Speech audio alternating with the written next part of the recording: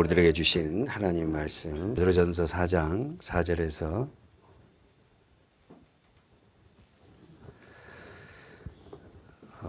사랑하는 서문학교의 성도 여러분, 하나님을 올바로 알고 그 하나님을 올바로 믿는 것이 얼마나 소중한지를 아시나요? 다시 한번, 하나님을 올바로 알고 그 하나님을 올바로 믿는다는 것이 얼마나 축복인지 아세요? 하나님을 올바로 알고 하나님을 올바로 믿는다는 것이 얼마나 소중한지 아시냐고요. 두 번째, 내가 섬기는 교회에서 생명의 말씀을 먹고 자라나는 것이 얼마나 축복인지 아세요? 내가 섬기는 교회에서 생명의 말씀을 먹고 자라가는 것이 얼마나 축복인지 아시나요? 세 번째로, 말씀으로 양육받을 수 있는 목회자가 있다는 것은 얼마나 축복인지 아시나요? 세 번째 이 말을 쓰고 나니까 조금 제가 좀 그렇게 했습니다만, 예수님은 12명의 제자를 불러서 몇 년 동안 양육했어요? 3년 6개월을 양육했어요. 그 제자들에게 성령을 부어서 또 제자를 삼게 했어요. 다시 한번 보세요. 제가 말을 한 취지를 한번 잘 새겨보세요. 예수님은 12명의 제자들을 불러가지고 3년 6개월을 양육했어요. 그렇죠? 제가 수업 시에 했지만 24시간 같이 있었다 그랬어요. 결코 짧은 3년 6개월이 아니에요. 24시간을 같이 있었다니까. 3년 6개월. 출퇴근 시킨 게 아니에요. 예수님과 그냥 하루 종일 24시간을 함께 3년 6개월 있었으니까 그 시간적으로는 어마어마한 긴 시간이라고 제가 수없이 이야기했잖아요. 그래서 그 12명의 제자들에게 예수님은 어떻게 십자가와 부활을 통해서 뭘 부었어요? 성령. 성령을 부어서 그 제자들, 그러니까 우리는 어떻게 예수님의 12제자 한 명 빠졌지요. 빠지고 마띠아가 들어왔지만 예수님의 제자들 다른 말로 뭐라 그래요? 사도 그래요. 사도. 뜻이 뭐라고? 보내심을 받는 자. 그 12명의 제자야 사도예요. 사도에 들어올 수 있는 사람이 누구였어요? 바울이었습니다. 제자가 아니었는데도. 그래서 보세요. 그 12명의 제자, 사도를 삼고 그 12명의 사도가 한 명 빠졌지만 어쨌든 자, 마띠아가 들어왔어요. 그 12명의 사도가 또 뭘 삼아요? 제자를 또 삼는 거예요. 계속해서. 마태복음 28장 한번 볼까요? 우리가 자주 보는 지상 명령이죠. 예수님이 명령이에요. 명령. 명령은 예수님이 하나님 명령이니까 우리가 지켜야 돼요? 안 지켜야 돼요? 반드시 지켜야 되죠. 마태복음 28장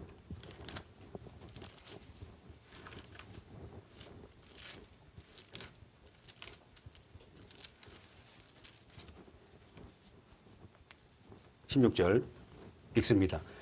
11 제자가 갈릴리에 가서, 다시 한번 마태복음 28장 16절 시작. 11 제자가 갈릴리에 가서 예수의 명하신 산에 몇 명?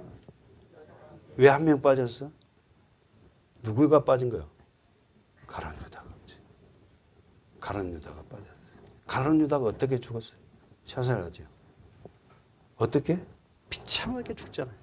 목매어서 죽으려고 하는데 어떻게 해요? 그 목매인 줄이 어떻게 해요? 누군가가 잘라버리잖아요. 편하게 못 죽죠. 그래서 어떻게 합니까? 곤두박질 떨어져서 창자가 다 터져 나오고 비참한 말로로 죽는 게 누구예요?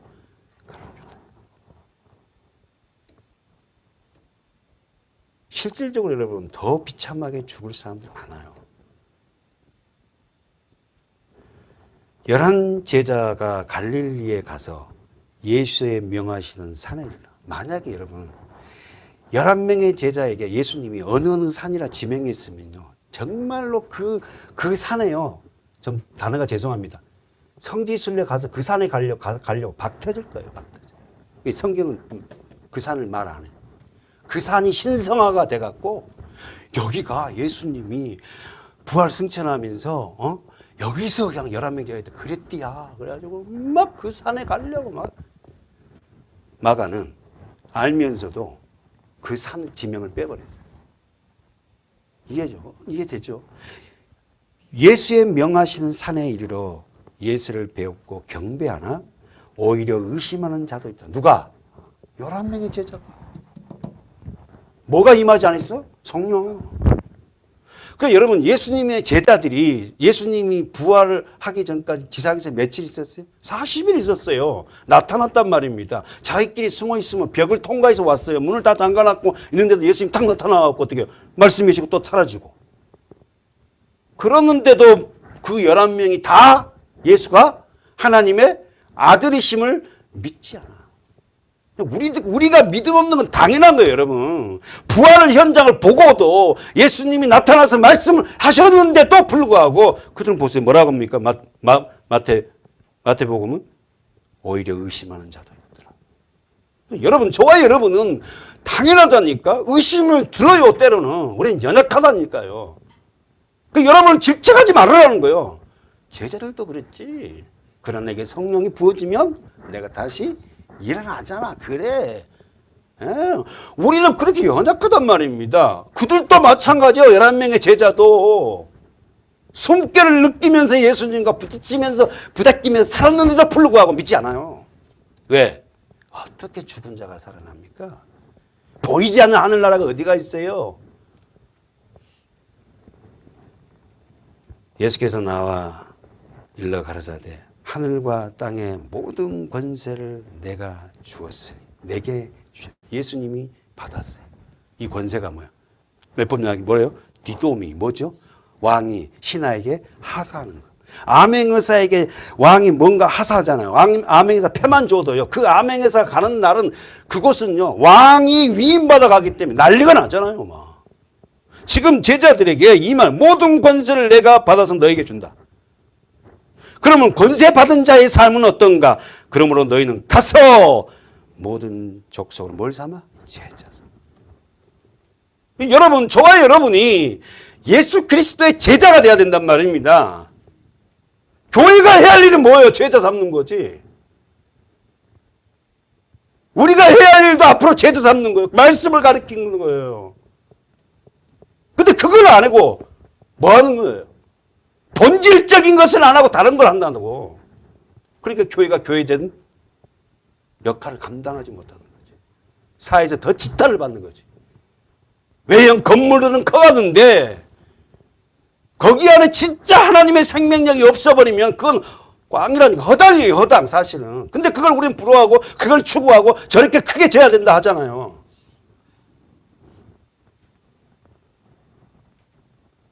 아버지와 아들과 성령의 이름으로 세례를 주고. 우리 앉아있자. 세례 뭐죠? 지난주 뭐라 했지? 잠기다. 말씀에 잠기게 하란 말이에요. 우리가 완전히 그 말씀에 잠기는 자가 돼야 되거든요. 내가 너에게 분부한 모든 것을 가르쳐 지키게 하라. 할렐루야. 뭐라고요? 가르치래요. 그러면 여러분, 제자가 되는 첫 번째 조건 뭐예요? 가르침을 받아야 돼요. 제가 여러분 수도 없이 얘기하지만 제자라는 사전적 용어가 뭐예요? 스승의 철학과 학문을 배우는 자가 제자잖아요. 그럼 우리는 누구의 제자예요? 예수님의 제자잖아요. 그러니까 예수님의 가르침을 받아서 그분의 뒤를 따라가는 자가 제자예요. 할렐루야. 그러니까 예수님의 제자라면, 저와 여러분의 제자라면 예수님이 가시는 길을 우리도 가야 되는 겁니다. 십자가의 길이에요, 그게. 근데 그 십자가 내뿜는 거죠. 고난주간처럼 십자가에 있다가 어떻게 해요? 발통을 달아매고 그걸 길게 끌고 다니면서 발통을 달았어요. 십자가 잘 가잖아. 그리고는 그런 십자가 말고, 에? 그 좁은 길을 가기가 정말 힘들잖아요. 그런데 우리는 가야 됩니다. 주님이 가시겠다. 근데 왜 우리는 이 길을 마다할까? 싫지. 누가 이 길을 가고 싶어요? 사랑하는 여러분, 예수님의 지상 명령은 너희는 어떻게 해요? 가르쳐라. 가르치려면 가르침을 받아야 될 거 아니에요. 알아야지 뭘 가르치지, 솔직히 만나기로. 세상 우리나라만 면장이 되려면 알아야지 면장을 할 거 아닙니까? 모르는데 무슨 면장을 해. 우리를 가르치려고 하나님은 얼마나 많은 시간 속에서도 기회를 줬는데도 그걸 갖다가 배격하고 쓸데없어 생각하고 흘려보내버리고. 두 번째, 지키게 하라. 뭘? 말씀을. 볼지어다. 이 말이 원어로 보라. 내가 세상 끝날까지. 여러분, 세상이 끝납니까? 지금 끝난다잖아요. 세상 끝날까지 너희와 항상 함께 있으리라. 너희 제자들 너희도, 그 다음에 제자들의 전도를 받고 택한 자들 너희도 세상에서 살 날이 끝날 날이 있어. 그러나 이 보이는 우주적인 이 세상도 언젠가는 다 끝난다. 이 종말은 두 가지잖아. 개인적인 종말과 시대적인 세상적인 종말. 그래서 종말을 맞이한 성도도 오늘도 이 화정터에서 많은 사람들이 또 죽습니다. 거기 하는 기독교인도 많을 거예요. 그러니까 그 세상 끝날, 우리가 이 세상에 끝날이 있다니까. 우리가 이 세상에 영원히 사는 끝날이 있어요. 언젠지는 몰라요. 우리는 그 끝날을 향해서 우리는 지금 점점 가고 있잖아요. 몇 년을 더 살지 모르지만 그때까지 너와 항상 함께한다. 그러니 걱정하지 마라. 사랑하는 여러분, 오늘 저와 여러분 안에서는 진정하게 하나님의 말씀으로 양자가 돼야 돼요. 어떤 분이 그래요, 저한테. 목사님, 교회는 말씀으로만 안 돼. 그래서 제가 그랬어요. 그럼 뭘로 되는데? 그랬더니 교제하고 친교하고 관계를 잘 가져서 돈독하게 성도들과 교제를 물론 필요합니다. 그러나 말씀을 더 우선적이 아니고 인간적인 방법으로 아무리 성도와 목회자와 관계를 돈독히 한들 그게 무슨 고리가 되겠어요?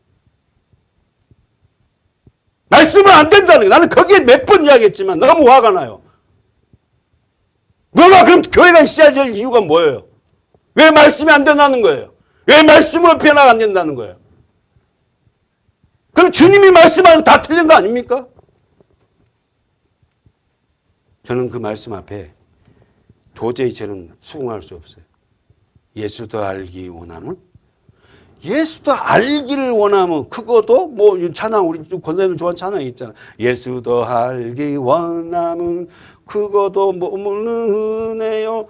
대속해 주신 사랑을 간절히 알기 원하면 그럼 예수를 어떻게 알아요? 말씀으로 알지.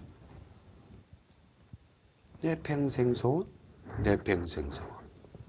그분을 더 알기 원해. 사랑하는 우리 서문학교 성도 여러분, 우리가 주님을 알 수 있는, 하나님을 알 수 있는 방법 유일한 게 말씀이에요. 말씀밖에 없다니까.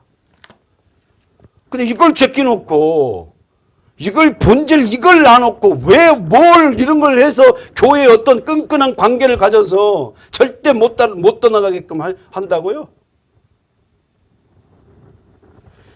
지금 우리 서문학교에는 하나님 말씀으로 변화되고 가고 있어요. 그렇게 변화된 표적이 우리 교회 누구예요? 저 뒤에서 누가 접니다 그랬어요. 근데 대답은 안 했어요. 우리 장로님 변화됐잖아요. 우리 권사님들 변화됐잖아요. 변화돼가고 있지 않습니까? 우리 집사님들 변화되고 있어요. 우리 성모님도 변화되고 있다니까요. 있어요. 제가 눈에 가시적으로 보여요. 그래 자신 있게 이런 말 하는 거예요. 저도 변화돼가고 있잖아요. 우리는 지난주에 하나님 말씀으로 변화되는 표적을 보았어요. 왜 우리 지난주에 우리 설교에서도 우리 삶 속에 만족이 없다고요? 만족이 어떤 상황에서 주어진다고요? 예수 그리스도 안에 있을 때에 지난주 설교했죠. 만족이 있고 그 만족은 뭘로 나간다? 감사. 만족은 어떨 때 만족해요? 그리스도 안에 있을 때, 말씀 안에 있을 때, 하나님과 나와 하나가 되었을 때에 그 환경이 어려워도 만족한다니까요. 하나님과 관계가 떨어지면요, 만족할 수가 없어요. 왜? 세상은 만족이 없잖아. 주님 안에 있으면 만족. 환경은 어렵고 힘들어도 만족한다고. 그 만족은 뭘로 간다고? 감사로 간다고. 그 상황 안에서도 만족한 자는 하나님 감사해요. 하나님 고마워요. 감사합니다. 그 감사를 통하여서 하나님이 우리에게 주시는 건 뭐예요? 우리 삶의 풍요로움을, 풍족함을. 돈이 많아서 풍족한 게 아니에요. 뭐가 많아서 풍족한 게 아니에요. 그러나 그 만족은 항상 내 삶 속에 풍요로움으로 오는 것은 아니다. 어떨 때면 온다? 주님과의 올바른 관계 써보세요. 주님과의 올바른 관계 속에서만이 뭐가 온다? 만족. 하나님을 믿는다고 교회를 다닌다고 하면, 자, 본문 가봅시다. 우리 하나님을 믿는다고 교회를 다닌다고 하면서도 여전히 3절에 기록된 것처럼 여전히 옛 생활을 벗어나지 못하고 있음을 알 수 있어요. 뭐였죠? 3절에서 4장 3절에서 네, 시작.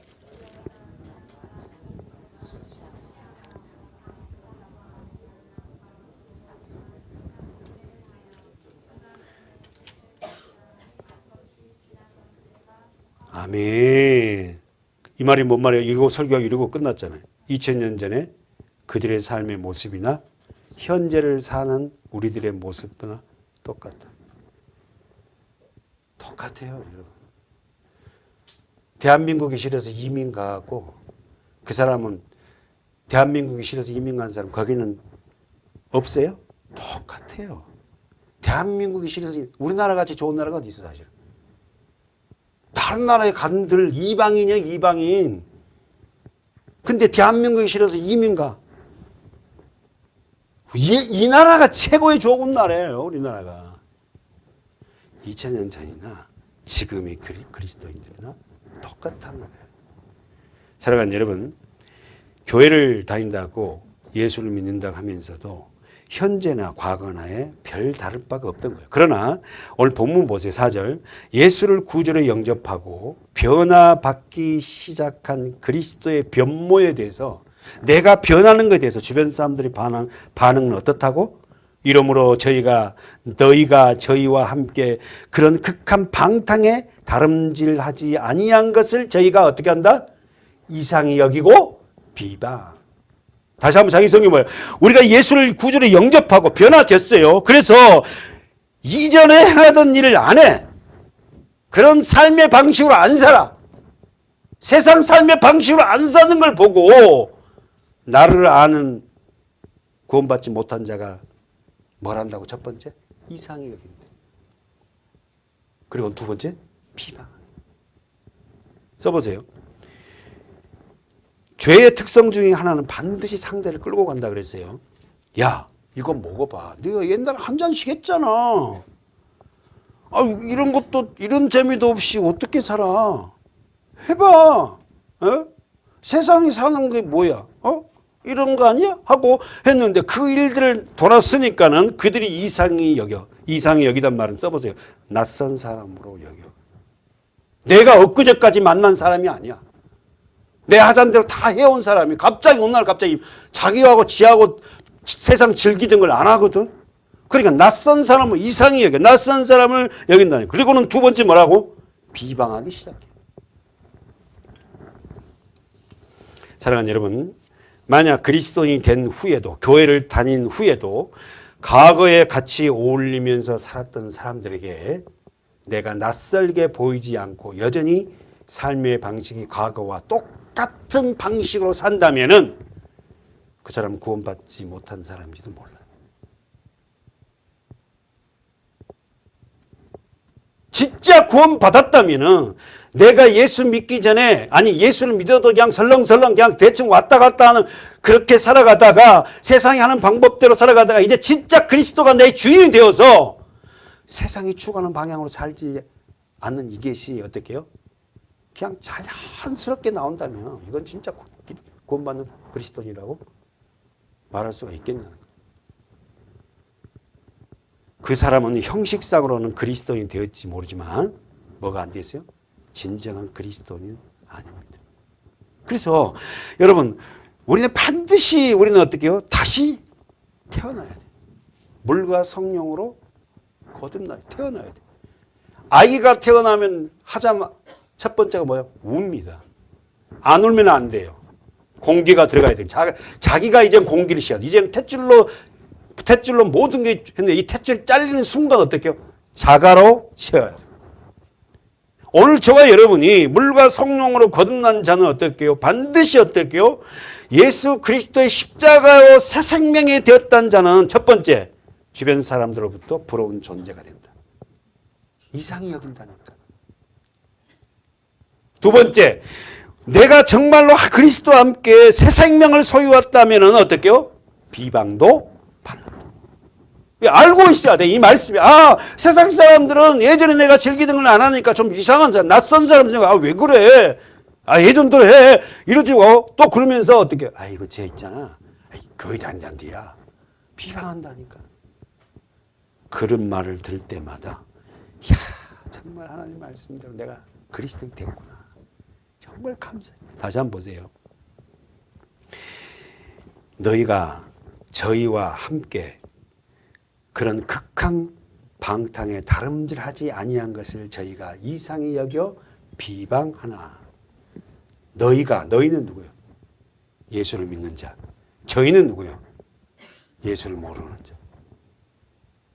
너희가 저희와 함께 했던 그런 과거의 극한 방탕에 다름질하는 거. 그 동그라미 있잖아. 언더라인 극한 방탕에 다름질해. 우리는 이런 말은 뭐라고 그래? 권사님? 왕따. 이제 왕따가 된 거예요, 우리가. 방탕 써보세요. 아소티아라는 단어인데 거칠고 무질서한 생활. 방탕이라는 것은 거칠고 무질서한 생활. 여러분, 우리는 이제 성도들은 알잖아요. 거칠고 무질서한 생활. 하나님 안에서 어떻게 뒤틀어져 버린 그 죄로 말미암아 뒤틀어져 버렸던 모든 질서를 하나님은 어떻게 믿는 자를 통해 질서를 바로잡잖아요. 가정의 질서, 그렇죠? 사회의 질서, 하나님과 자녀의 질서를 잡혀, 질서. 방탕이라는 단어가 무슨 말이라고요? 거칠고 무질서한 생활이에요. 이렇게 생활한 사람이 있었죠. 누구예요? 성경에 예수님이 그 애화를 들잖아. 누구죠? 그 둘째 아들 누구예요?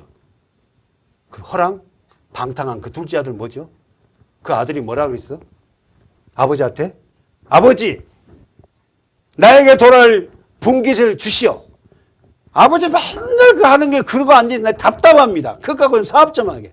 아버지가 어떻게 했어요? 나눠줘요. 그랬더니 그걸 가지고 아버지의 재산을 다 팔아가지고 어디로 가요? 왜 멀리 가요? 아버지 간섭 받기 싫다는 거야. 내가 내 마음대로 해야지. 그냥 그 아버지 맨날 잔소리하고 왜 이리 하냐 저리 하냐 하고 하는데 부담돼. 떠나야지 뭐 아버지 없는 대로. 떠나잖아요. 사랑하는 여러분. 우리가 아버지 안에 하나님 안에서 이런 말씀을 듣고 우리가 다시 제자리로 돌아오고 깨닫고 이게 잘못된 거구나 알아가고 이게 얼마나 복인지 모르고 목사님은 정말 부담 주게 한대. 교회가 부담을 주면 안 된대. 편안해야 된대. 걔가 또 온대. 그 둘째 아들 한 모습 봅시다. 누가복음 15장이죠. 한번 가볼까요? 방탕한 아들. 이 아들은 누구를 대표해요? 하나님을 떠난 모든 자예요. 선택된 모든 자. 누가복음 15장. 이 사람이 누구예요? 결국 저와 여러분이에요. 누가복음 15장. 예수님이 예화로 주신 거예요. 13절 한번 볼까요? 시작. 그 후 며칠이 못 되어 둘째 아들이 재물을 다 모아가지고 먼 나라에 가 거기서 허랑방탕하여 그 재산을 어디로 갔다고? 아버지 있는 데서는 그냥 안 돼. 아버지 맨날 잔소리하니까 그냥 진짜 짜증나. 노인네가 돼갖고 맨날 거기 그냥 갇혀 살고 말이야. 자꾸 그냥 아버지 없는 곳으로 그냥 멀리 떠나. 멀리. 하여튼 멀리 갔더니 하고 막 너무 편안하네. 아버지 잔소리하고 아침에 깨우지도 않고. 맨날 왜 그러냐고 하니까 너무 편해. 근데 그 얼마 못 돼서 뭐라고 한다고? 재산을 다 탕비야. 다 탕비.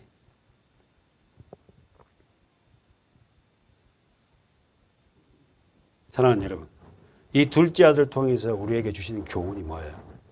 우리 알잖아요. 첫 번째 뭐예요? 그러니까 우리가 지금 이 탕자의 비유 너무 잘 알잖아요. 이 둘째 아들 통해서 우리에게 준 교훈이 뭐예요? 첫 번째, 아버지를 떠난 것은 안 된다. 써보세요. 아버지를 떠나지 말라. 아버지가 누구예요? 말씀, 예수 그리스도, 하나님이잖아요. 하나님을 떠나서는 안 된다. 말씀을 떠나서는 안 돼. 우리가 여러분, 우리의 일평 남은 삶이 우리가 이 말씀을 놓으면 안 된다니까요. 여러분 주일만만 와갖고 이 말씀 잡고 이러면 안 돼요. 어쨌든 시간을 쪼개서라도 말씀을 봐야 돼. 말씀을 놓지 않아야 된다는 거. 이 말씀이 낯설면 안 돼요. 둘째, 첫 번째, 이 아들을 통하여서 주시는 교훈은 아버지를 떠난 건 죄다. 두 번째는 뭐야? 이 둘째 아들이 뭐 하죠? 제일 밑바닥에 가갖고 뭐 합니까? 깨닫잖아요. 그렇죠? 돼지가 먹는 그 지엄 열매라. 진짜 지엄 열매가 나무를 여러분 못 봐서 그래. 저는 다 인터넷 통해서 그 성지순례가 들어가 다 봤어. 광야에 자라는 그 키가 자그마한 열매예요. 돼지들이 그래서 막 그걸 먹어요. 왜냐하면 그쪽 나라는 돼지를 방목을 해. 방목. 우리 같이 뭐 우리 안에 가둬놓고 이렇게 키운 게 아니야. 그냥 방목을 하니까 어마어마하게 많이 기른다고.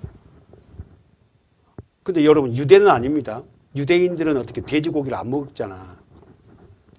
자, 그러면은 여기서 두 번째는 뭐예요? 첫 번째는 아버지를 떠난 것이 죄고, 두 번째는 18절 20절 보십시오. 시작. 내가 일어나 아버지께 가서 이르기를 아버지여 내가 하늘과 아버지께 죄를 얻었사오니 지금부터 아버지의 아들이라 일컬음을 감당치 못하겠나이다. 나를 품고노 하나로 보소서 하리라 하고 이에 일어나 아버지께로 돌아가니. 언더라인 아버지께로 돌아가니. 첫 번째는 아버지 떠난 게 죄고, 둘째 아들 통하여서 우리에게 주신 메시지가, 두 번째는 뭐예요? 자기 잘못을 인정하고 용기 있게 아버지께 돌아가는 거예요. 저와 여러분이에요. 첫째는 우리가 하나님을 떠나는 게 죄다는 것을 우리가 다 인식해야 돼요. 어떤 상황에서 나는 하나님을 떠나서는 말씀을 떠나서 안 된다. 예배를 떠나서는 안 된다. 나는 기도하지 않으면 죽는다. 쉽게 말해서. 나는 예수가 아니면 안 돼. 그리고 두 번째는 어떻게 해요? 내가 내 육신적으로 생각이 잘못했을 때라도 깨닫고 하나님 아버지께 돌아가는 거다. 돌아갈 곳이 있다는 게 여러분 얼마나 복이에요. 예? 저희 어머니도 이제 천국 가고 없으니까 이제 어머니한테 갈 곳이 없고, 저는 어머니로서 기도하는 꼭 그 장소가 있거든요. 그 시간대가 있고. 그러면은 그때가 되면은 이제는 어머니가 안 계시니까 그 천국에 계시겠지만은 그립기도 하고. 사랑하는 여러분, 하나님 아버지를 떠나 살아가는 그 자체가 써보세요. 허랑방탕해. 다시 한번. 여러분, 하나님을 모르고 살아가는 그 자체가 뭐다고? 허랑방탕이에요. 내가 뭐 죄짓지 않고 내 마음대로 내가 여기서 남처럼 못된 짓을 한 것도 아닌데 내가 뭐라, 이게 아니라 하나님을 떠나, 하나님 말씀을 떠나 살지 않는 그 자체가 허랑방탕이고, 두 번째, 거칠고 무질서한 생활. 거칠고 무질서한 생활. 하나님 말씀에 간섭받고 산다는 것이 너무 불편한 사람은, 다시 말해서 하나님의 말씀이 너무 부담돼 막 이런 사람이 뭐하다고? 허랑방탕한 사람. 우리 주변에 보면 부모가 고생해서 일궈놓은 땅과 재산을 물려받았어요. 그런데 여러분, 충청도 서산에 제가 이제 엊그저께 기사를 보면서 그래, 충청도에 어떤 부모가 평생에 일궈놓은 땅을 유산으로 아들에게 물려놓고 왔어요. 아버지가 일평생 일궈놓은 땅과 산과 밭을 물려받은 아들은 고민하기 시작해요. 그러면서 아버지가 피땀 흘려 남겨놓은 이 땅들을 가지고 뭘 할까 고민을 하기 시작해요. 여러분이 만약에 그런 땅을 물려받았어요. 수십만 평을. 그러면은 아버지가 그렇게 일궈놓은 그 땅 갖고 여러분은 뭐 하고 싶어요? 이제 많이 머리 생각해봐요. 뭐 하고 싶어요? 그래서 이 아들은 고민합니다. 그래서는 어떻게 해요? 결정을 내렸어요. 그리고는 어떻게요? 그것을 문을 연 거예요. 뭘 해갖고 문을 열었을 것 같아요? 맹꽁이 도서관의 관장이 된 거예요. 어디다가? 그 산골에. 도서관장이 된 아들은 확실히 이렇게 말하더라고요. 뭐라고 하냐면은, 맹꽁이 도서관에서 책을 읽고 자란 아이들은 반드시 세상에서 지도자가 되어 많은 사람에게 상상의 날개를 펼 수 있는 자들이 될 겁니다. 저는 그 사람이 말하는 그대로 어떻게 외워지지? 맹꽁이 도서관에서 책을 읽고 자란 아이는 반드시 이 세상에서 지도자가 되어서 많은 사람들에게 상상의 날개를 펼 수 있는 자들로 배출될 겁니다. 책을 읽으라 이거예요. 서문학교의 성도 여러분, 여러분이 읽고 있는 책은 하나님 말씀을 그렇게 읽고 또 정독합니까? 그 말씀 속에서 어떻게 때로는 어떻게요? 가룟 유다 같은 사람을 만나고 또요. 예, 이 산지를 내게 주소서 하는 갈렙과 같은 사람을 만나고 그렇죠? 여호수아 같은 사람을 만나고 그래서 여러분이 상상의 나래를 펴고 내 자손들에게 내 자녀들에게도 그 책을 읽게 하셔서 그 이야기를 해줘서 우리 자녀들이 어떻게 그런 상상의 날개를 펴서 그런 지도자로 배출되게끔 해야 되지 않겠어요? 오늘 우리 그리스도인들에게 성경을 배우고 읽히는 자녀들에게 세상을 진리를 전달하는 소중한 그리스도인들 되시길 바라요. 우리가 해야 할 사명입니다. 자녀들에게 해야 할 사명이에요, 이게. 그래서 여러분, 예전에는 교회를 우리가 그릴 때 어떻게 해요? 그래도 여러분, 이 삼각형 모양이었어요. 밑에 어린아이들 꽤 있었다고요. 갈수록 나이가 들수록 노인네들이 적었어요. 그렇죠? 근데 지금은 어떠해요? 교회 구조가? 역삼각형이 돼갖고 노인이 많은데 주일학기는 없어. 이렇게 돼서 지금 이렇게. 예전에 우리 때는 어떻게? 그래서 주일학기에 있다가 이렇게 됐잖아요. 그러니까 여기 아이들이 좀 있었다고요. 유초동부, 중고동부, 뭐 이렇게 대학부, 청년부, 그래갖고 점점 물론 이렇게 됐지만 교회가요. 이제는 정말 희망이 없어지는 것 같아요. 없어. 인원이 없어. 누가? 아이들이 없다고 아이들이.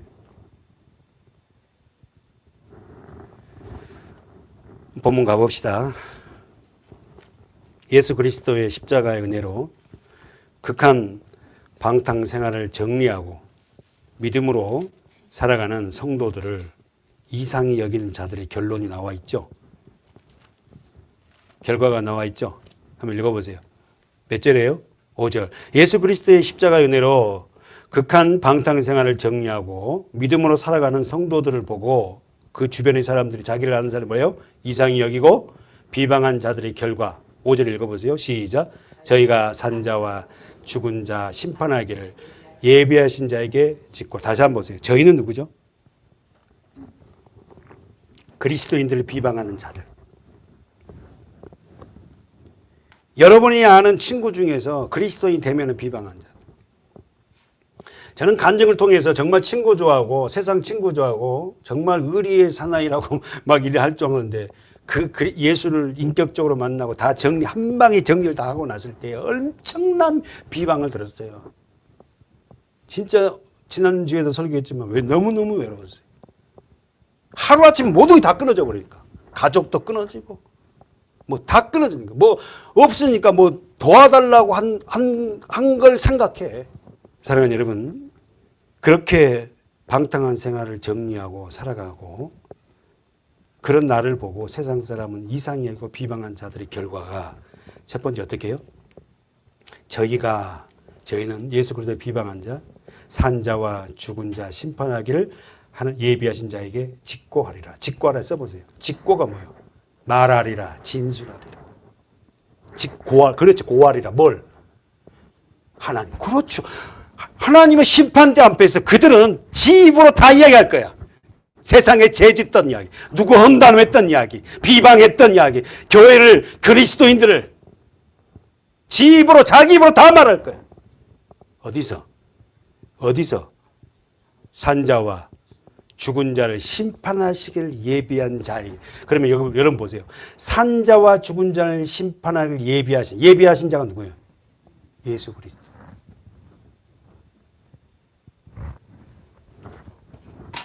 그러면 이렇게 있네. 산자.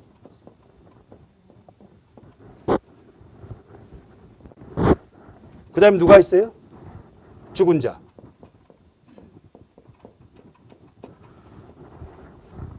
세상은 두 종류 사람이네.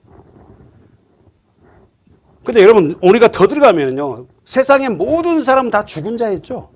어디죠? 고린도전서 15장 22절.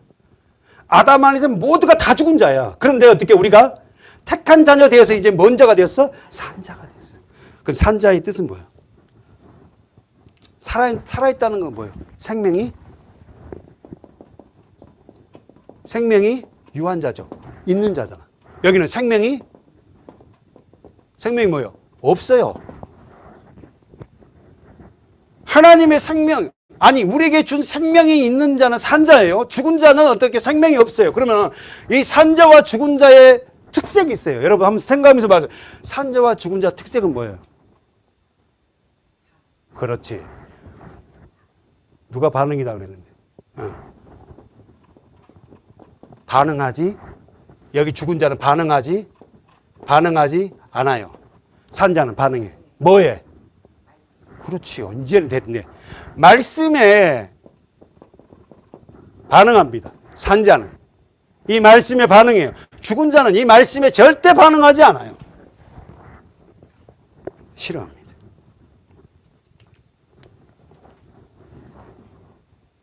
다시 성경 봐보세요. 5절. 저희가 산자와 죽은 자 심판하기를 예비하신 자 누구죠? 예수 그리스도예요. 그분은 우리를 마지막 때 심판대에서 세워 심판하고, 아니 지금도 심판하고 있어요. 그러나 가시적으로 그날은 우리는 요한계시록에 나와 있는 백보자 심판대라 하죠. 심판하실 거예요. 그 사들에게 뭐야? 자기가 행했던 이 세상의 걸 다 짚고 말한대 다. 근데 여러분 오늘 우리는 예수 그리스도 십자가 안에서 이 모든 세상의 더러운 것들 다 씻어졌잖아. 주님은 우리가 이 땅에 지었던 모든 걸 생각도 안 하는데 십자가로 모든 걸 다 깨끗하게 해버렸다는 거예요. 다시 한번 정리해 봅시다. 산자, 생명이 있는 자. 죽은 자는요, 생명이 떠난 자. 산자와 죽은 자를 어떻게 한다? 반응하나 반응하지 않아. 그러면 영이 산 자는, 우리가 영이 산 자는 하나님 말씀에 반응하지. 맞잖아요. 그리고 영이 죽은 자는 하나님 말씀을 반응하지 싫어합니다. 싫어해. 자, 정리 다시 한번 해보죠. 산자는 빛을 좋아해요. 산자는 빛 좋아하고, 여기는 빛이 있으면 어떻게 해요? 숨어버려요. 숨어요. 설교를 해보면요, 여기도 우리가 교회 우리 성도들이 많아지면은 어떻게 해요? 목사님하고 눈을 마주치려 하지 않아요. 뒤에 다 숨습니다. 숨어요. 앞사람 뒤에 딱 저를 딱 숨어하고 있다고 이렇게. 빛을 좋아합니다. 누가? 산자는. 그러면 여러분 우리가 성경이니까 마지막 책 요한계시록에 나와 있는 이 산자, 살아있는 교회와 죽은 교회가 나와요. 그렇죠? 에서보드 사빌라 나왔죠? 그러면 죽은 교회 대표적으로 지난주에 무슨 교회? 금생성지고 돈이 많고 막 금이 나와갖고 무슨 교회? 설교지게? 하여튼 통과 안 하길 나는 그래요. 하여튼 지난주 설교에서 무슨 교회가 살았으나 너희는 죽었다 그랬어요? 나만 쳐다보지 말고 왜 나만 쳐다봐요? 사대교회라 그랬잖아. 사대교회는 뭐가 나왔다? 금 생산지가 내가 돈이 많아. 그러니까 돈이 많으니까 예수를 그렇게 붙잡아. 그러니까 뭐랍니까? 사대교회 사자들에게 편지하노니 너희는 살았다고 하나 너희는 뭔다? 죽은 자다. 그러잖아. 너희는 돈이 많다고, 너희는 잘됐다고, 풍요 없다 하나 너희는 영이 죽은 자야. 반응하지 않은 자야. 말씀을 싫어해. 설교 긴 거 얼마나 짜증낸 건 물론 뭐 설교가 길어야 된다 이런 건 아니에요. 죄송합니다. 이런 말은 아니에요. 뭐 설교가 길어야지 뭐 그건 뭐 살아있고 짧으면 그건 잘못된 거죠. 살아있는 교회는 반응하는 교회는 어느 교회? 서문화 교회죠. 아니 그 눈치도 못 채고 그 교회를 가서 빨리 서문화 이러면 되지. 그래서 서문학교를 우리가 이름을 진 거야. 그리고 우리가 그런 게 상교회 되자는 거지. 우리 예전 다 죽었지만 이제 상교회 되자. 하나님 말씀에 반응하자. 그래서 서문학교가 몇 번째? 에서버두사빌. 이제 우리 에서버두사빌. 서문학교가 유일하게 칭찬받는 교회예요. 3등. 사랑하는 여러분, 여러분은 산자입니다. 산자에게 하나님의 말씀이 뭐 한다고? 반응합니다. 때로는 말씀대로 살지 못해서 가슴 아파. 자기도 질책하고. 내가 지금까지 뭐 한 거야? 왜 이런 말씀 몰랐지? 뭐 이럴 때고, 어떨 때 말씀이 막 은혜가 돼갖고 막 주하고 막 목사님 참 너무너무 위안이 되네요. 막. 고린도전서 15장 22절 봅시다. 조금 찾을 게 많습니다. 여러분 노트 정리 좀 하시고 따라오 보십시오. 고린도전서 15장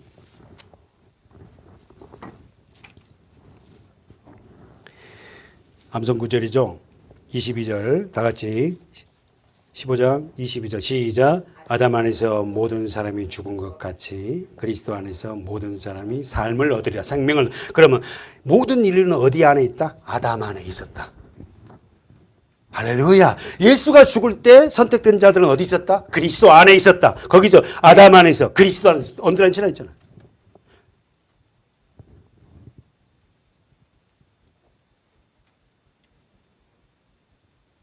로마서 8장 11절. 로마서 8장 11절.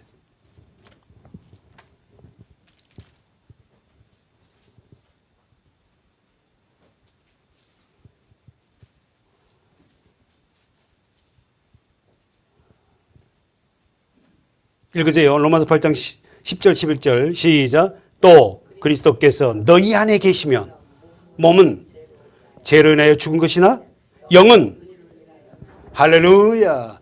그래서 여러분 말씀이 영이니까 산자는 말씀을 너무 좋아해요. 살아있으니까 반응을 하고 그 말씀에 어떻게 해요? 너무너무 기뻐합니다. 죽은 자는 이 영의 말씀을 싫어한다니까. 간단해요.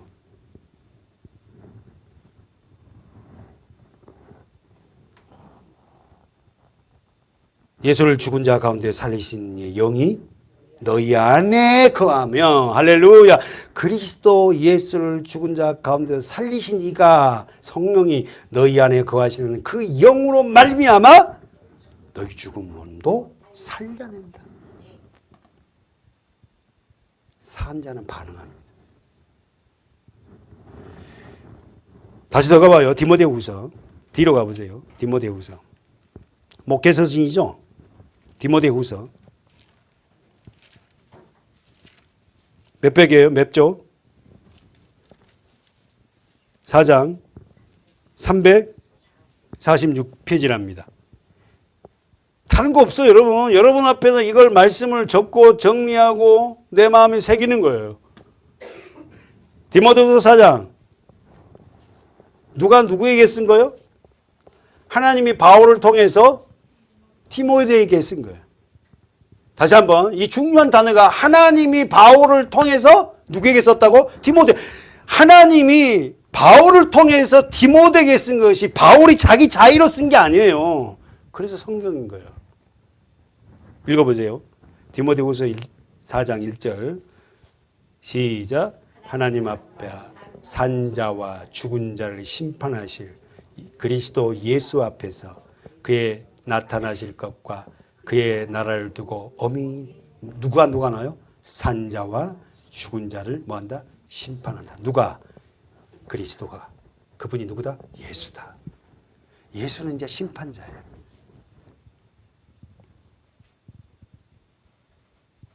너는 말씀을 때를 얻든지 못 얻든지 항상 뭐하라? 전파하고 힘쓰라. 그럼 나오잖아 2절에.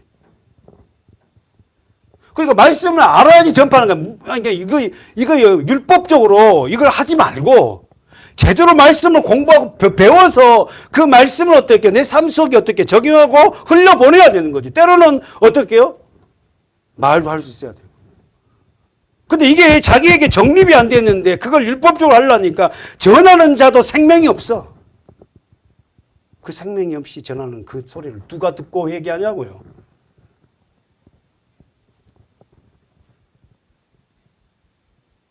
때를 얻든지 못 얻든지 너는 항상 힘쓰라. 목회자예요. 디모데가.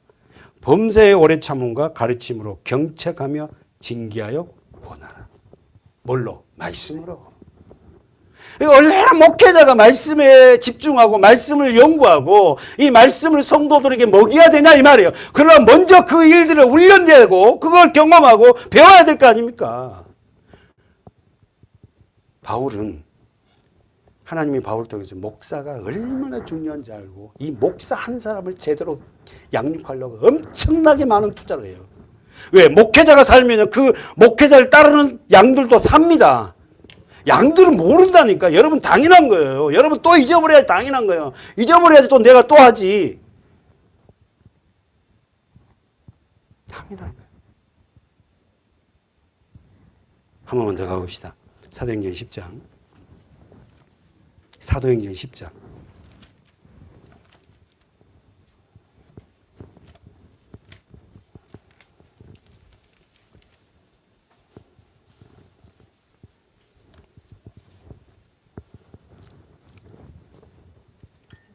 네, 10장.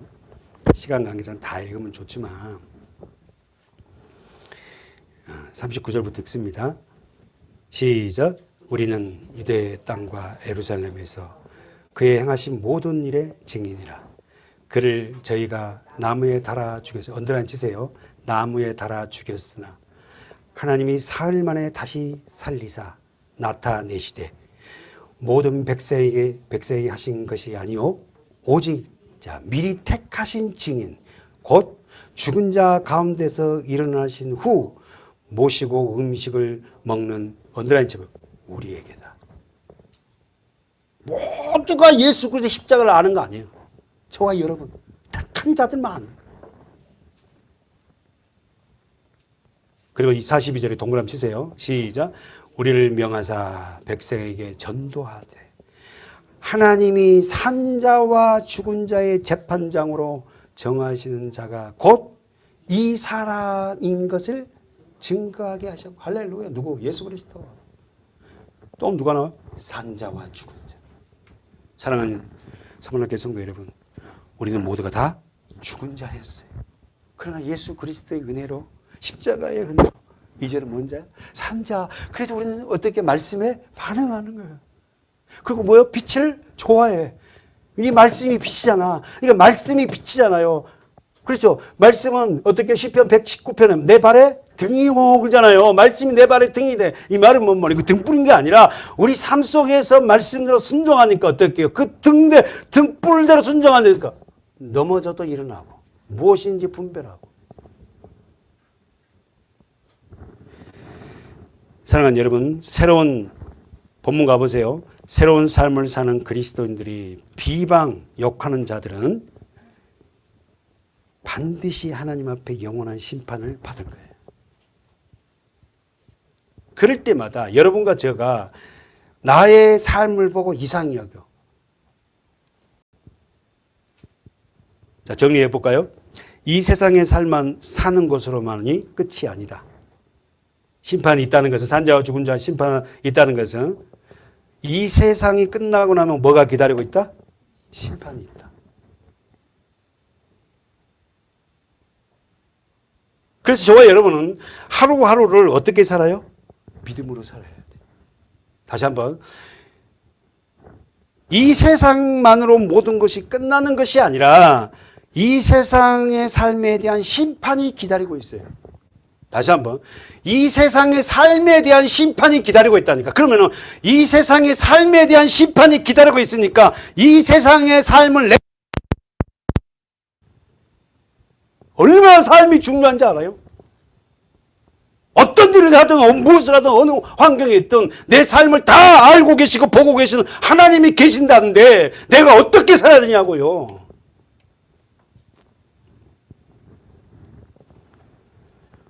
우리는 오늘이라는 하루하루를 믿음으로 사는 것이, 잘 들어보세요, 가장 현명한 길이고 가장 잘 사는 길이고 가장 행복한 길.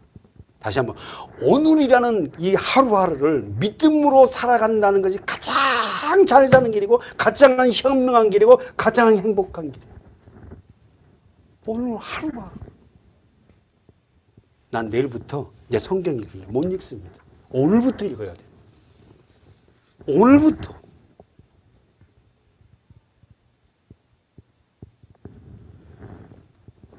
육절에 보세요. 아담 안에서 모든 사람은 다 죄를 지어 죽은 자예요. 맞죠? 이들에게 하나님이 행하신 일이 뭡니까? 시작. 이를 위하여 죽은 자들에게도 복음이 전파되었으니 이는 육체로는 사람처럼 심판을 받으나 영으로는 하나님처럼. 다시 한번 보세요. 육체로는 사람처럼 심판을 받아요. 그러나 영으로는 어떻게 해요? 하나님처럼 살. 하나님이 어떻게 살아서? 자유. 어디에 묶이지 않은 육은 우리가 때로는 힘들 수 있단 말이에요. 그러나 우리 영은 뭐요? 내 자유 얻었네, 너 자유 얻었네. 어떤 환경에 묶이지 않고 눌려 있지 않고 힘들어도.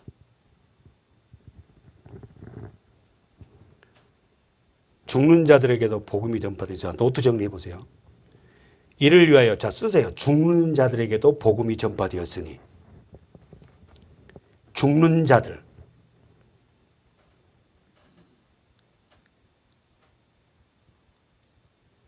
영적 죽음과 육적인 죽음이 어디서 시작됐어요? 아담. 다시 한번. 영적인 죽음과 육적인 죽음이 어디서 시작됐어요? 아담.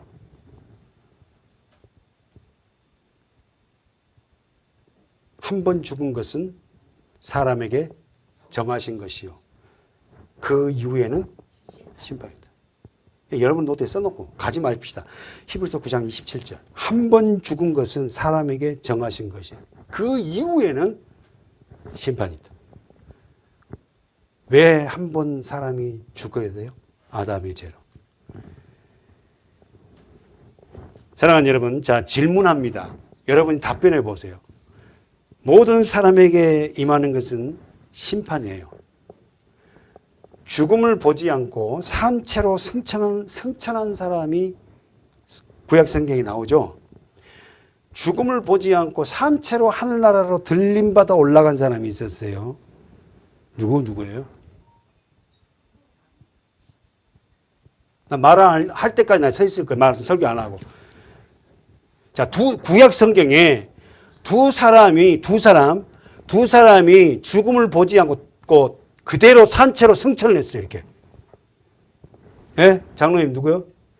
엘리야 나왔어요. 자, 엘리야는 죽음을 보지 않고 회오리 바람을 타고 승천했어요. 근데 잘 생각해야 돼요. 여러분 왜 하나님이 죽음을 보이지 않고 이 사람을 승천을 했는가? 또 한 사람이 있어요. 누구예요?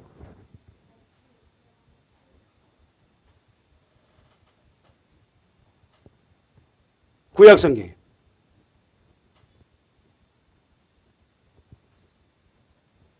알았어요.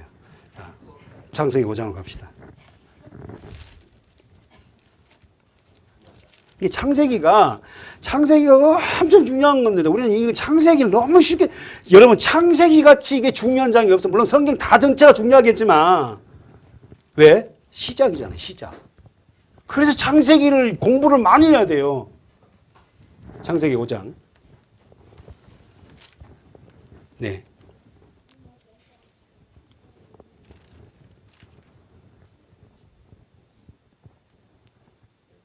예, 장로님 보셨죠? 21절. 자, 읽으세요. 시작. 에녹은 를 낳고 무디셀을 낳은 후 300년을 하나님과 동행하며 자녀를 낳았으며 그가 365세를 향수하였더라. 에녹이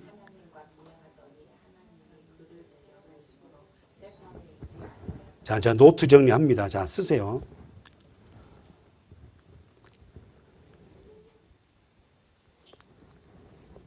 아담은 몇 살까지 살았을까요? 자, 어디 나와요? 창세기 5장 5절이에요. 아담이 몇 살까지 향수하고 죽어요? 930. 930. 자, 여러분이 중간에 어디다가 자우지가 노트 정리하세요. 930. 에녹은 아담의 몇 대 손이에요? 자, 지금 굉장한 시험 보네. 자, 아담의 2대 손은 누구예요? 6절. 셋이에요. 3대 손은 누구예요? 에노스. 4대 손은 몇 절? 12절. 게난. 그러면 에녹은 몇 대 손이에요?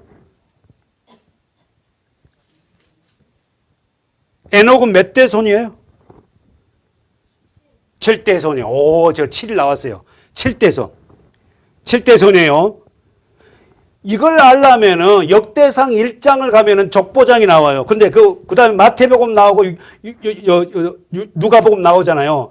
역대상으로 가면은 정확하게 에녹이 몇 대 손이고 노아가 몇 대 손인지 쭉쭉쭉 나와요. 간략하게. 자, 그까지 우리 족보장 언젠간 내가 한번 할 거예요. 족보장을. 자, 그러면 오늘 그거 하지 말고 이것 보려고 왔어요. 자, 그러면은 지금 에녹을 보려고 그래요.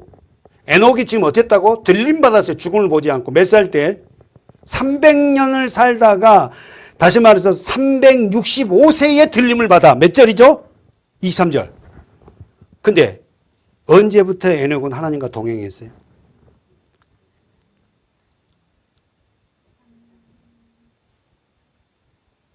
자, 쓰세요. 다시 한 번. 다시. 에녹 쓰세요. 에녹. 이름 써보세요. 에녹이라는 이름의 뜻이 전수자, 가르치는 자예요. 그래서 전수자, 가르치는 자, 다시 말해서 신앙을 올바로 전하는 자, 신앙을 올바로 가르치는 자가 누구다? 에녹이라는 이름 뜻이. 아셨죠? 에녹이라는 이름 뜻이 전수자, 가르치는 자예요. 신앙을 가르치고 신앙을 전수한 자예요. 저도 우리 자녀들에게 신앙을 전수하고 있어요. 우리 교인들에게 신앙을 전수하고 있다고. 영적인 내가 누구요? 에녹. 여러분도 마찬가지란 말이에요. 영적인 에녹이에요. 육신적으로 주는 우리는 들림받은 자라니까. 자, 그러면서 첫 번째, 에녹은 최초의 전도자예요. 뭘 전도했을까요? 나 이거 공부하느라고요. 굉장히 많은 시간을 보냈는데 이걸 설명을 좀 쉽게 못 하겠네. 에녹은 최초의 전도자인데 뭘 전도했냐면은 노아의 심판을 전도했어요. 심판이 온다.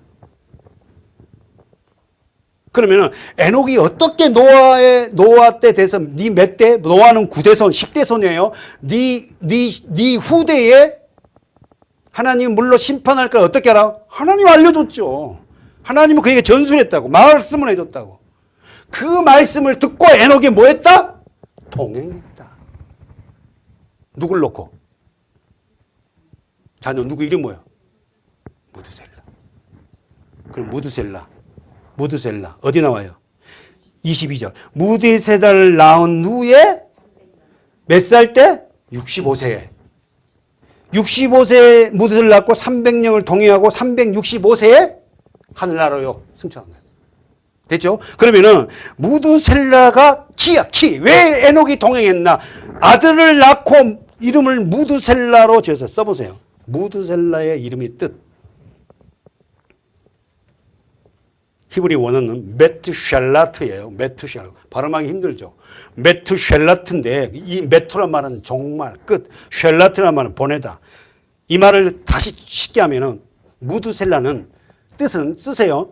저가 죽으면, 무드셀라가 죽으면 세상 끝이 온다. 무드셀라라는 이름이 말 뜻은 저가 죽으면 세상 끝이 온다. 이게 무슨 말이냐면 여러분 제가 조금 말씀이 빨라진 건 시간 때문인데 무드셀라를 낳으면서 하나님 앞에 메시지를 들었어요. 그리고 네 아들 무드셀라가 죽으면은 세상의 심판을 정확하게 계산하면요. 무드셀라가 딱 죽는 날 노아의 600세 되던 해 심판이에요. 이거 계산하기 굉장히 힘들거든요, 여러분. 근데 이 계산하니까 머리가 빠개지고 왜냐하면 저는 계산할 줄 몰랐잖아. 저는 돈 계산을 못해요.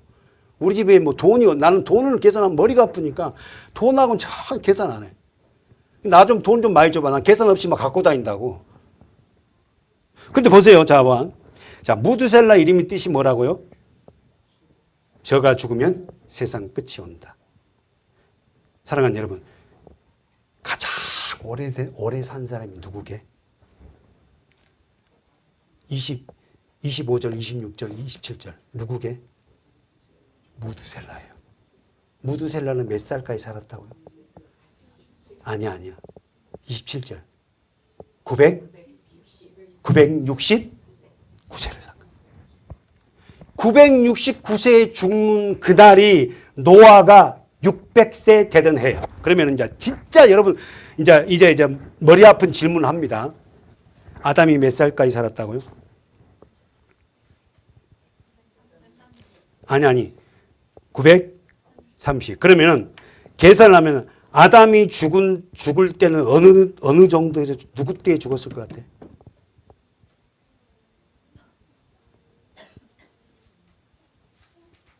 (28절) 보세요. 무드셀라 아들 이름이 누구예요? 라멕. 계산해보면 아담은 라멕과 함께 56년 동안 살다가 죽어요. 잠깐만. 그러니까 아담은 셋도 보고 아들들 싸우는 것도 보고 다 봐요. 보고 어떻게 해요? 에녹도 보고 에녹이 들림 받은 것도 다 봐요. 그리고는 에녹이 무드셀라 낳는 것도 보고 무드셀라가 라멕을 낳는 데까지 봐요. 그러면은 라멕은 몇 대 손이에요? 아담이 몇 대 손? 나 계산을 내가 먼저 했으니까 말씀해 드릴게. 9대 손이에요. 아담이 범죄하고 에덴에서 쫓겨나서 자기의 9대 손이 된 930세, 라멕의 65세 되는 날 아담이 죽어요. 그러면은, 자, 저 좀 봐봐요. 그러면 아담이 라멕에까지 65세까지 살다 죽었으면 아담의 후손들이 아담에게 뭘 질문하고 아담은 무슨 얘기했을까?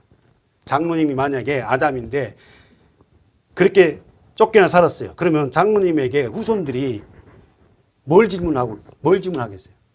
아담, 할아버지, 에덴 동산은 어땠어요? 에덴 동산에는 뭐 강이 있었다는데 그 강은 어때? 물은 맛있었어요? 물어볼까 안 물어볼까? 물어보죠. 그냥 아담은 뭐요? 그걸 다 후손들 설명한 거예요. 설명을.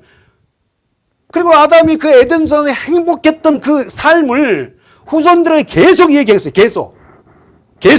그래서 여러분 성경이 에덴 동산의 그 기사가 구전으로 계속 전해집니다. 그래서 누가 그걸 써요? 모세가. 근데 그 하나님이 영감으로 줬기 때문에 1.1억도 오류가 없이 써준 거예요. 아담이 930 동안 살면서 쫓겨나 살면서 이제 에덴 동산에서 뱀에게 유혹당한 마귀 그놈 새끼한테 내가 유혹당한 그 이야기만 이를 가면서 얘기하고 내 때문에 에덴 동산에서 있잖아 너무 좋았고 싱그러운 가을 하늘만 먹어도 있잖아 너무너무 맛있고 너희들 지금 땀을 흘려야 하고 돈 벌어야 되고 농사하지 않으면 얼마나 힘들지. 근데 에덴은 그걸 안 했걸라. 에덴 그러면서 아담이 뭐라 그럴까? 미안해. 내 때문에 그랬지. 내가 하나님 말씀 안 듣고 그냥 하와의 말을 듣고는 그냥 하와를 먼저 마귀가 꼬셔갖고 넘겨놨는데 나 그걸 몰랐겠어. 안 그랬겠냐고요, 여러분. 아담은 그 이야기를 후손들에게 에덴 동산의 이야기를 계속했어요. 그 이야기 구전을 문서화시킨 사람이 모세예요. 왜? 애굽 왕자로서 학문이 뛰어나잖아요. 정리합시다. 자, 오늘 아담은 라멕에까지 자기의 9대손까지 56년 동안 살았다. 쓰세요. 아담은 후손들에게 어떤 말을 했다고? 에덴 동산의 삶. 또 마귀에게 그렇게 무참하게 무너져 버린 삶을 했다. 자, 에녹은 언제부터 하나님의 심판을 알고 동행했다고? 무드셀라를 낳고. 무드셀라 이름의 뜻이 뭐다? 저가 죽으면 세상 끝이 온다. 에녹은 세상 끝이 온지 알았어요. 그래서 하나님과 뭐 했다? 동행해요. 여러분, 저와 여러분에게 진짜 말씀 안에서 이 세상의 종말이 온다. 지난주에 했지만 종말, 우리 개인적인 종말, 시대적인 종말이 오는데 그 종말이 왔다면 우리는 해야 될 일이 뭐래요? 동행해야 돼, 동행. 그분과 손을 잡고 동행해야 돼. 앞서가지도 안 되고 뒤서가지도 않고 하나님이 좀 천천히 가자 그러면 천천히 가는 거예요. 왜 빨리 안 해주냐 그러고 막. 왜 이런 것도 못 해주냐 그러고. 이러지 말고 동행하십시오.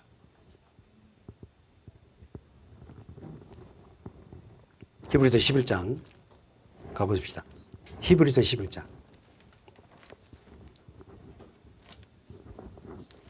우리 성도들 너무 힘들어서 어떡해. 너무 욕심이 많은 목사예요. 히브리서 11장 5절. 히브리서 11장 5절 시작. 믿음으로 에녹은 죽음을 보지 않고 옮겼으니 하나님이 저를 옮기심으로 다시 보이지 아니하니라. 저는 옮기우기 전에 증거를 받았느니라. 자, 그럼 여러분, 자, 말씀을 정리하고 마치면서 에녹은 어떠했다? 하나님과 동행했어요. 동행. 에녹은 믿음으로 에녹은 죽음을 보지 않고 옮겼다. 어떤 믿음? 하나님의 심판이 있을 거라는 믿음. 네 아들 무두셀라가 죽을 날 세상은 심판이다. 그날이 정확하게 노아의 600세 된 해에 홍수 심판을 다 죽여버립니다. 누구만이 살아? 노아의 가족 몇 명? 8명밖에 안 살아요. 그렇게 구원받는 자가 적다는 거예요. 사랑하는 여러분, 만인 구원을 우리는 외칩니다. 우리는 다 구원받기를 원해요. 그러나 여러분, 거기 안에는 택하지 않는 자들이 있어요. 우리는 모르지만 저와 여러분은 영적으로는 에녹과 같은 삶을 살아서 하나님과 뭐 한다고? 동행하는 자가 됩시다. 동행하는 자. 그것은 어떨게요? 어떤 자다? 하나님을 기쁘시게 하는 자. 그래서 우리 교회 표어가 그거예요. 하나님을 기쁘시게 하는 자. 누구가? 믿음으로 사는 어떤 믿음? 하나님의 심판이 반드시 있다는 거.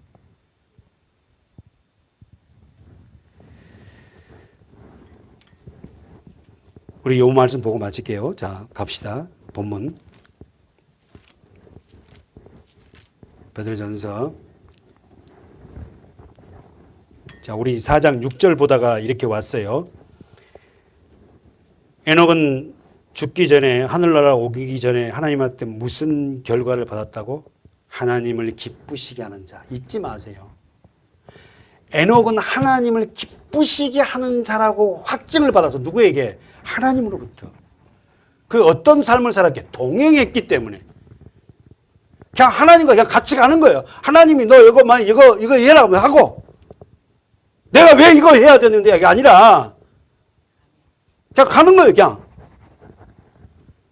그가 영적 에녹이 김용태 목사가 됐으면 좋겠고 우리 장로님, 우리 권사님들, 우리 집사님들, 우리 성도님들이 됐으면 좋겠어요. 자, 말씀을 정리합시다. 자, 베드로전서 4장 6절. 자, 복음 이 부분은 빼고, 복음 우리가 알던 기쁜 소식이죠. 자, 빼고 육체로는 사람처럼 심판을 받으나 영으로는 하나님처럼 살게 하시라. 그러면은 이 세상의 영역은 뭐요? 육체입니다. 다시 한번 조금만 더 집중해 봐요. 1분만 더. 이 세상의 생명의 영역은 육체예요. 그러나 육체는 죽음을 당할지라도 영원한 생명의 영은 살아난다. 그렇지. 그러면 정리합시다. 이 말씀은 누구에게 한 거예요? 1차적으로. 더. 이 서신을 받은 고난받는 그리스도인들. 하나님께서는 베드로 사도를 통하여서 소아시아 지역에 예수를 믿음으로 고난받는 그들에게 뭐 한다고? 위로한 거예요. 다시 한번 베드로를 통해서 하나님이 말씀하신 거예요. 부족하지만 김용태 목사를 통해서 하나님의 말씀을 들으면 여러분이 생명이 살아요. 그러나 내가 여러분에게 준다는 이 말씀은 생명력이 없잖아요. 하나님께서는 베드로를 통해서 말씀합니다. 뭐예요? 핍박받은 아시아 초대교회 성도들에게 위로하고 있어요. 오늘 그 위로가 우리 육은 힘들지만 영은 하나님처럼 자유롭게 사는 기쁨과 그 삶을 살아내는 우리 서문학교의 성도들이 되기를 축원합니다. 아멘. 하나님 아버지 참으로 감사합니다. 우리에게 주시는 이 아름다운 믿음으로 사는 우리 모두가 되어서 주님을 기쁘시게 드리는 믿음으로 살아내는 우리 성도들이 되게 하여 주시옵소서. 예수님의 이름으로 간절히 기도하옵나이다. 아멘.